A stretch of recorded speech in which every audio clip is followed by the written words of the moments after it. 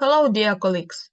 My name is I Davybida, and it's my pleasure to present to you esteemed attention the results of our research. Geoinformation assessment of solar plant potential in the Ivano-Frankivsk region to achieve effective decarbonization and energy stability. Despite the ongoing hostilities in Ukraine, the country has begun its recovery process. The renovation should be in line with the principle of energy efficiency and decarbonization, with an emphasis on renewable energy sources. The study aims to identify the most suitable locations for establishing solar power station within the Ivano-Frankivsk region using GIS software. Ukraine has lost near 70% of its energy generation because of Russian actions, according to the Razumkov Center's data. Losses are characteristic of both infrastructure using traditional energy sources and alternative sources, particularly photovoltaics. More than 550 megawatts of solar farms and domestic solar power plants were damaged or destroyed. The eastern and southern regions of Ukraine, which have the highest solar potential, suffered the greatest losses. In contrast, the western regions have lower solar potential due to geographical factors. Therefore, it is crucial to plan and allocate suitable sites for solar plants within western part of Ukraine. Moreover, it is important to realize that the Russian aggression has caused not only significant destruction and damage to energy infrastructure, but also environmental damage that can be described as ecocide. These environmental impacts include change in the quality of the air over the territory of Ukraine.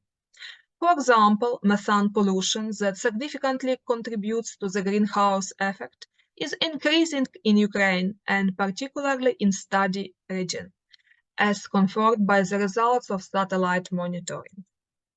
Ivano-Frankivsk region is an energy deficit region. Electricity production of solar energy facilities accounts for 1.3% of the total amount of electricity produced in the region. This volume covers near 10% of the energy consumption by the region's population. The main disadvantage of using solar energy is its low concentration, which leads to significant dimensions of solar collectors and batteries. This, in turn, leads to a significant land capacity, which significantly exceeds the performance of traditional fuel energy conversion units. The use of GIS for the development of solar projects for the analysis of the potential of territories greatly simplifies decision-making in the field of energy management, and also allows optimizing the selection of the location for solar installation in the most favorable areas. An analysis of publication focused on the decision and optimization of solar systems allows the identification two main approaches that are determined by the scale of research. Ground-mounted installation or solar plants within a country or a region are considered on the micro-scale level, whereas solar panel installations on building roofs within a city, district, or individual object are considered on the micro-scale level. The following types of vector and raster data were downloaded from the open sources to assess the suitability of the areas for optimal placement of solar plants within the studied region. The collection of basic digital maps, for example, insolation, slope, average temperature, forest and protected area, buildings, hydrology, power lines, and roads, which are significant factors for solar installation decision, were created. All downloaded data were processed and prepared for analysis by following steps. First of all, it was transformation to the single coordinate system. Next is clipping of vector and raster layers with the region border. Next was creation of buffer zones, for example, residential areas and buildings. It was buffer zones on 250 meters, for hydrology objects 100 meters, etc. All of them were established according to the criteria of Ukrainian law. And next was transformation from vector data to raster data, and also overlay analysis. The criteria used in this study are classified into three groups: economic, environmental, and technical. Table contains all necessary information about the requirements and restrictions for the construction of solar power plants according to Ukrainian law, and taking into account profitability of solar plants. Obviously, the higher amount of solar radiation, the more electricity can be generated by solar panels. Generally, solar power plants are profitable with a solar radiation value of 1,100 kilowatt hours on square meter per year. It should be noted that each of all raster layers with information about irradiance, slope, distance to the power lines, temperature, etc. has its own units, so it must be scaled to one system for unification. The process of converting data into such numeric scale is called standardization.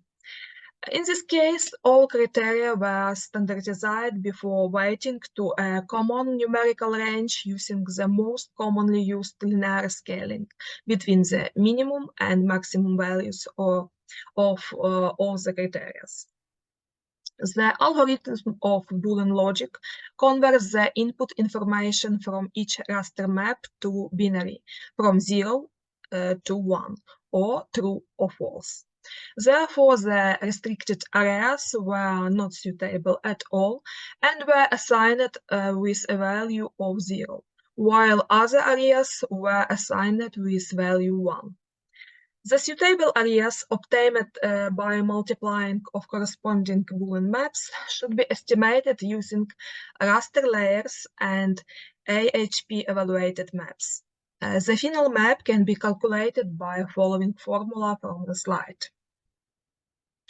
The result model was grouped into 5 categories of suitability: not suitable at all, low suitability, moderate suitability, high suitability, and the most suitable areas, with an equal interval classification method. The photovoltaic potential of the territories was estimated based on expected land capacity of 0.004 hectare per kilowatt. Using zonal statistical method, the photovoltaic potential was calculated and the territorial communities were categorized into 6 groups. The communities with the lowest potential have a high level of urbanization or are located in mountainous areas. Obviously, for these communities, it is worth considering the possibility of installing solar panels on individual buildings. To sum up mentioned above, the results of the study can be used to determine the best location of the solar farm and can help accelerate the growth of electricity generation coming from renewable solar energy in Ivano-Frankivsk region. This study didn't consider small photovoltaic installation, which can be placed in private estates on the roofs of buildings. The creation of assessment models of solar potential at different scale will make it possible to create cadastres of solar potential in the future to improve land management in the region. So, thank you very much for your attention.